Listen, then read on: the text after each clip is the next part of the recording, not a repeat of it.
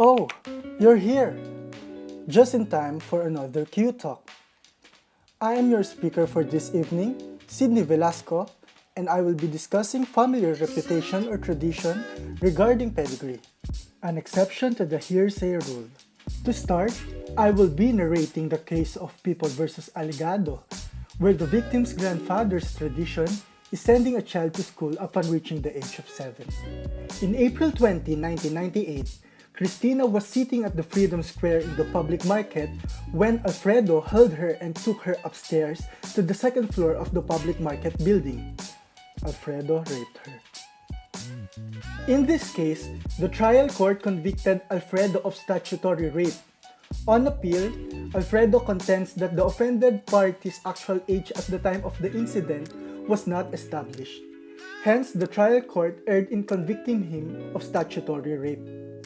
The Supreme Court did not agree with Alfredo. According to the Supreme Court, the prosecution was able to establish that the victim was under 12 years of age.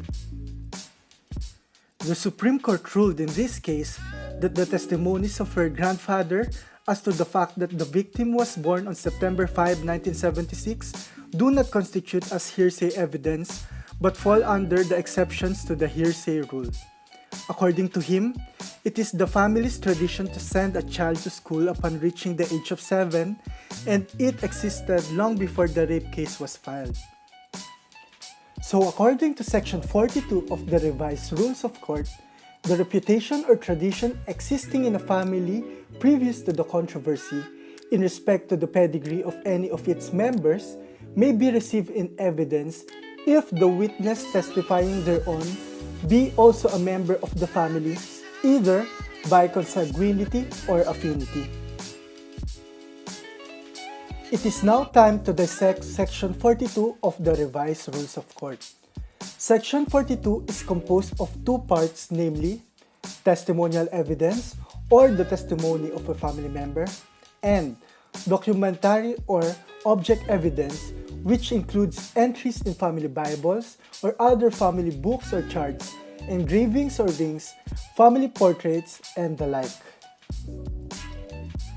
For documentary evidence of pedigree, it is limited to objects which are commonly known as family possessions or those articles which represent in effect a family's joint statement of its belief as to the pedigree of a person. It is important to note that it is the common reputation in the family and not the common reputation in the community that is the material element of evidence going to establish pedigree. The three requisites for its admissibility are as follows.